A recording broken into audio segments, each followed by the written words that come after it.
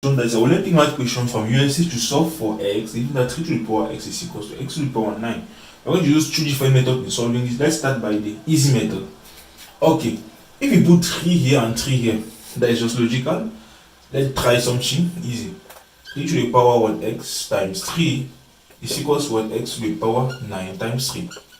Okay, I'm using this strategy. It's not like it's something calm, but let's just try it. We're going to have what? 3 to the power 3x is equals to what? X to the power 27. Okay, you know our logarithm, that is ln x. Ln a to the power n is equals to what? N ln a. Okay, hence if you have that, you are going to have what? 3x. You are going to have 3x. Let's take first of all the x, that will be x ln 3 to the power x is equals to what? 27 ln x. Hence you are going to have what? 3 to the power 3, 3 to the power 3 is equal to 27 in x. Hence, you can divide here by x, and by 27, you are going to have ln x. This ln x all over x is equals to what? Ln 3 to the power 3 is 27 all over 27.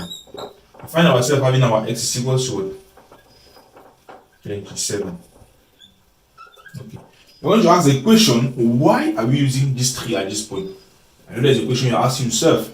Okay, after analyzing this question, first of all, because if they give you this question, you're not just going to jump and start doing x ln 3 is equals to 9 ln x. You're going to be fucking up at this point, because you're going to have this all over 9 and ln x all over x. Okay, having this, actually, you're going to look at this question and see that if you could have 27 here, that is by 3, that is 3 cubed, and times 3, you're going to have, if you could have a number so that x and x, so that this would be like x all over x, and that number could be what?